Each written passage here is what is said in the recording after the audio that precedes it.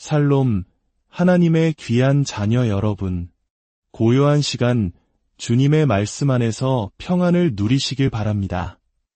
오늘 우리가 함께 나눌 이야기는 때로는 예측할 수 없고 혼란스러워 보이는 우리 인생의 여정 속에 숨겨진 거대한 그림에 관한 것입니다. 우리의 삶은 그저 우연의 연속일까요? 아니면 보이지 않는 손길에 의해 짜여지는 하나의 장엄한 이야기일까요? 오늘의 이야기가 여러분의 마음에 깊은 울림을 준다면 주변의 소중한 이들에게 이 영상을 공유하여 하나님의 위로와 소망을 함께 나누어 주시길 바랍니다. 구독과 좋아요를 통해 이 채널을 응원해 주시는 여러분의 손길 위에 우리를 향한 하나님의 크신 은혜와 축복인을 함께 하시기를 기도합니다. 자, 이제 귀를 기울여 하나님의 섭리라는 놀라운 이야기 속으로 함께 들어가 보겠습니다. 많은 사람들이 인생이라는 여정을 그저 운에 맡겨진 불안한 항해와 같다고 생각합니다. 월요일 아침 눈을 뜨고 한 주 동안 반복될 일상 속으로 뛰어들면서도 마음 한구석에는 풀리지 않는 질문이 남아 있습니다. 나는 왜 여기에 있는가? 내가 하는 이 모든 일들은 어떤 의미를 갖는가? 이러한 사람들에게 역사는 그저 행운과 불행이 뒤섞인 거대한 룰렛 게임과도 같습니다. 어디서 멈출지, 어떤 결과가 나올지, 상을 받게 될지 아니면 실패의 쓴잔을 마시게 될지 아무도 알 수 없는 무작위의 연속일 뿐이죠. 위대한 문호 셰익스피어는 그의 비극 맥베스를 통해 이러한 허무함을 절절하게 그려냈습니다. 인생이란 무대 위에서 잠시 거만하게 활보하다 사라지는 가련한 배우와 같으며 결국 아무 의미도 남기지 못하는 어리석은 자가 떠드는 시끄럽고 공허한 이야기일 뿐이라고 말입니다. 현대의 위대한 우주물리학자 스티븐 호킹 또한 비슷한 관점을 가졌습니다. 그는 만약 신이 없고 우리가 수백만 년에 걸친 우연한 진화의 산물이라면 우리에게 일어나는 모든 일은 좋든 나쁘든 그저 무작위적이고 냉혹한 무관심의 결과일 뿐이라고 말했습니다. 그는 이런 관점에서는 라는 질문 자체가 무의미하고 부적절하다고 결론 내렸습니다. 아마 이 시대를 살아가는 많은 한국인들이 치열한 경쟁 사회 속에서 내 인생의 의미는 무엇일까? 이 모든 고생은 결국 어디로 향하는 걸까? 와 같은 깊은 허무함을 느낄 때가 있을 것입니다. 마치 끝이 보이지 않는 망망대해에 홀로 떠있는 작은 배처럼 느껴질 때가 있습니다. 하지만 성경을 펼쳐든 그리스도인은 이와는 전혀 다른, 급진적으로 다른 세계관을 가지고 있습니다. 우리는 이 세상이 우연의 산물이 아니라고 믿습니다. 성경은 하나님께서 알파와 오메가, 즉 시작과 끝이 되신다고 선포합니다. 이사야 선지자를 통해 하나님께서는 친히 말씀하셨습니다. 내 손이 땅의 기초를 정하였고 내 오른손이 하늘을 폈나니 라고 말입니다. 그렇습니다. 그리스도인은 하나님의 섭리라는 교리를 굳게 믿습니다. 섭리라는 말은 창세기 22장에서 아브라함이 아들 이삭을 제물로 바치라는 시험을 받을 때 처음 등장합니다. 이삭이 불과 나무는 있거니와 번제할 어린 양은 어디 있나이까 라고 물었을 때 아브라함은 내 아들아 번제할 어린 양은 하나님이 자기를 위하여 친히 준비하시리라 라고 대답합니다. 여호와 이레, 즉 주님께서 준비하신다는 믿음, 이것이 바로 섭리의 핵심입니다. 신학자 루이스 벌코프는 하나님의 섭리를 이렇게 정의했습니다. 섭리란 창조주께서 자신의 모든 피조물을 보존하시고 세상에서 일어나는 모든 일에 역사하시며 모든 것을 정해진 목적지로 이끄시는 그분의 신성한 에너지의 지속적인 활동이다.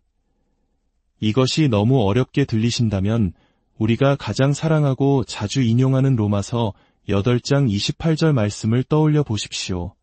우리가 알거니와 하나님을 사랑하는 자 곧 그의 뜻대로 부르심을 입은 자들에게는 모든 것이 합력하여 선을 이루느니라. 여기서 중요한 것은 모든 것이라는 단어입니다. 몇몇 좋은 일들만이 아닙니다. 대부분의 일들도 아닙니다. 우리가 이해할 수 있는 일들, 감당할 수 있는 일들만이 아니라 그야말로 모든 것 안에서 하나님께서는 선을 이루어 가십니다. 하나님의 섭리는 얼마나 광대할까요? 그분의 통치는 저 광활한 우주 전체에 미칩니다. 또한 세상 모든 나라들의 흥망성쇠와 역사의 거대한 물줄기를 주관하십니다. 세상의 지도자들이 회의를 하고 강대국들이 힘을 겨루는 그 모든 순간에도 역사의 진정한 주관자는 하나님이심을 우리는 믿습니다. 그리고 가장 놀랍게도 그분의 섭리는 바로 당신과 저, 우리 각자의 삶 속에 세밀하게 역사하십니다. 우리가 태어난 날, 살아가는 모든 순간, 그리고 죽음을 맞이하는 그날까지도 말입니다. 시편 기자는 내 형질이 이루어지기 전에 주의 눈이 보셨으며 나를 위하여 정한 날이 하루도 되기 전에 주의 책에 다 기록이 되었나이다. 라고 고백했습니다. 우리의 성공뿐만 아니라 가슴 아픈 실패 속에서도 하나님의 섭리는 운행됩니다. 우리가 뒤돌아보며 정말 잘했어라고 뿌듯해하는 순간에도 끔찍한 실수를 저질렀어 그때로 다시 돌아갈 수만 있다면 하고 후회하는 순간에도 우리는 결코 그분의 섭리 밖으로 벗어난 적이 없습니다. 씨를 뿌리는 때와 거두는 때, 추위와 더위, 여름과 겨울, 낮과 밤까지도 모두 그분의 손안에 있습니다. 사랑의 하나님께서는 그분의 방법과 그분의 시간에 따라 그분의 뜻을 이루어 가십니다. 우리의 문제는 종종 그것이 우리의 방법과 우리의 시간에 이루어지기를 바란다는 데 있습니다. 그러나 하나님은 모든 것을 그분의 때에 아름답게 하시는 분이십니다. 그러므로 우리가 하루를 시작할 때마다 가져야 할 자세는 이 현실을 겸손히 인정하는 것입니다. 주님, 당신은 전능하신 하나님이시며 저는 그렇지 못합니다. 물론 성경의 모든 것이 우리에게 명확하게 이해되는 것은 아닙니다. 하나님께서 하셨고 하고 계시며 앞으로 하실 모든 일들이 우리에게 똑같이 명백하게 드러나지는 않습니다. 시편 기자는 홍해를 가르신 하나님의 놀라운 기적을 노래하며 이렇게 말했습니다. 주의 길이 바다에 있었고 주의 곧은 길이 큰 물에 있었으나 주의 발자취를 알 수 없었나이다. 우리는 기적의 결과는 보았지만 그 과정 속 하나님의 모든 발자취를 다 이해할 수는 없었습니다. 스코틀랜드의 신학자 존 머레이는 이렇게 말했습니다. 하나님의 섭리는 종종 우리에게 어둡고 꿰뚫어 볼 수 없는 심연과도 같다. 그렇습니다. 우리가 그 깊은 곳을 들여다볼 때 우리는 그 안에서 무슨 일이 일어나고 있는지 정확히 파악할 수 없습니다.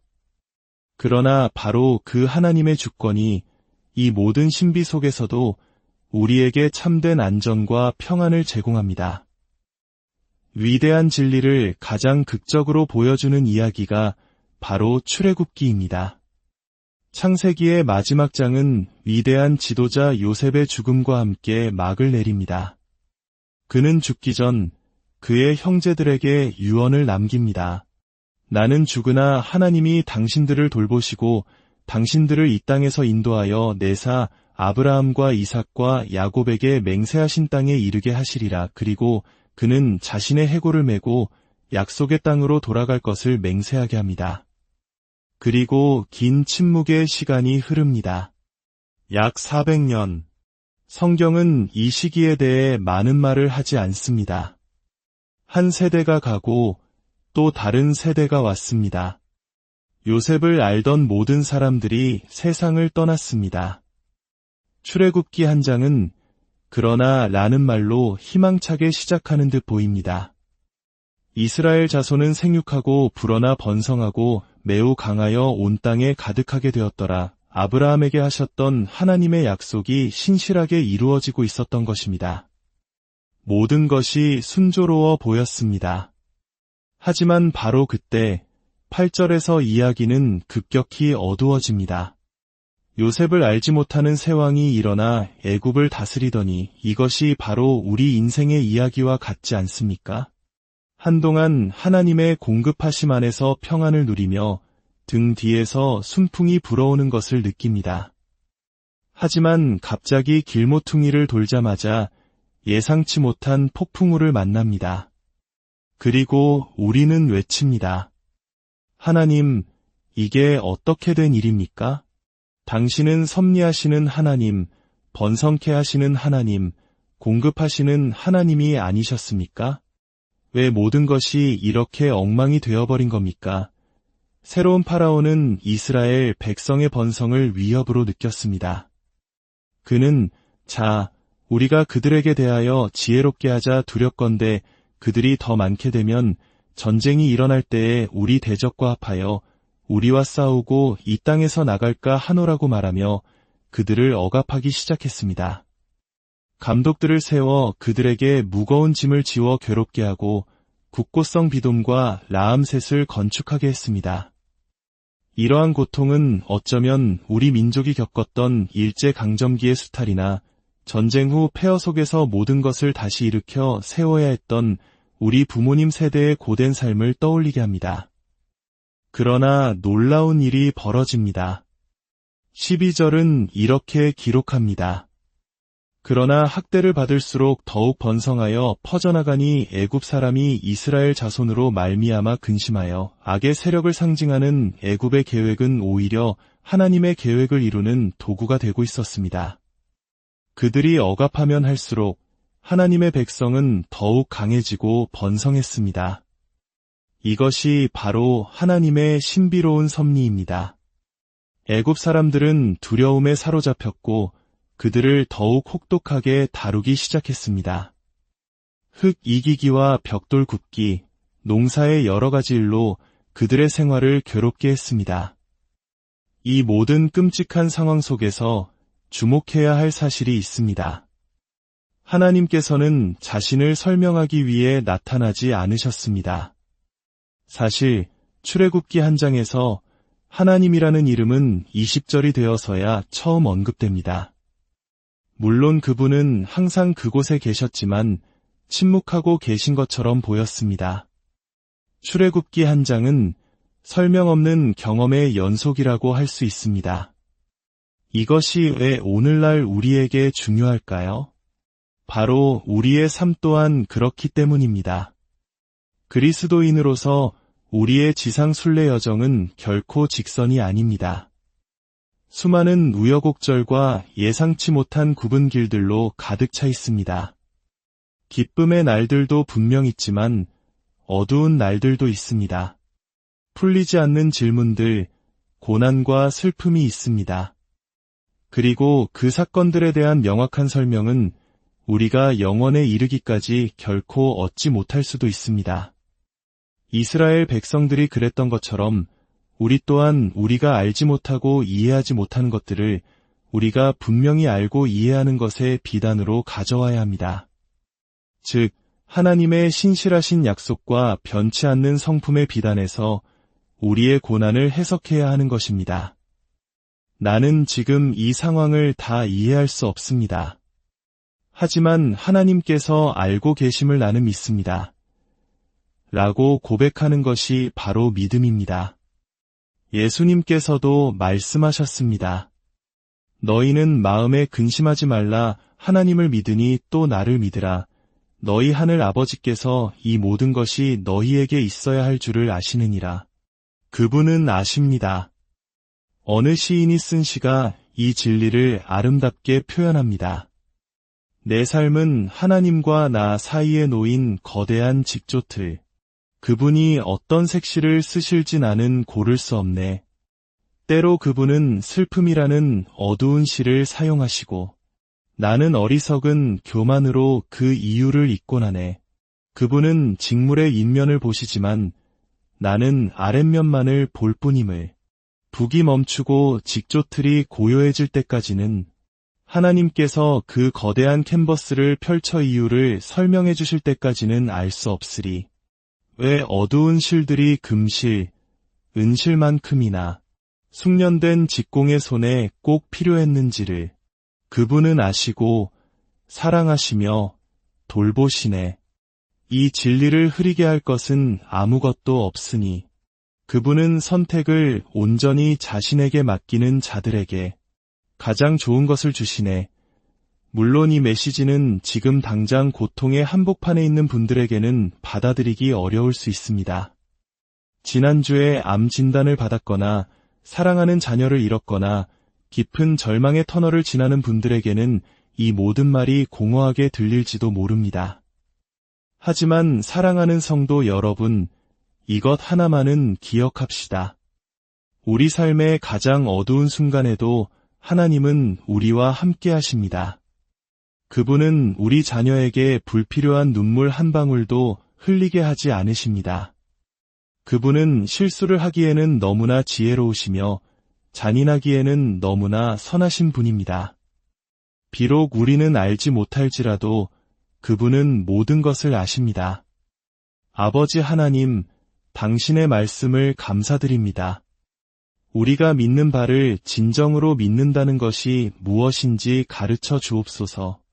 로마서 8장 28절을 그저 입으로만 외우는 것이 아니라 모든 시간과 모든 장소, 모든 것을 주관하시는 당신의 진리의 빛 가운데서 살아갈 수 있도록 우리를 도와주옵소서. 우리의 연약함을 아시오니 믿음 위에 굳게 서도록 붙들어 주시옵소서. 우리 주 예수 그리스도의 이름으로 기도합니다.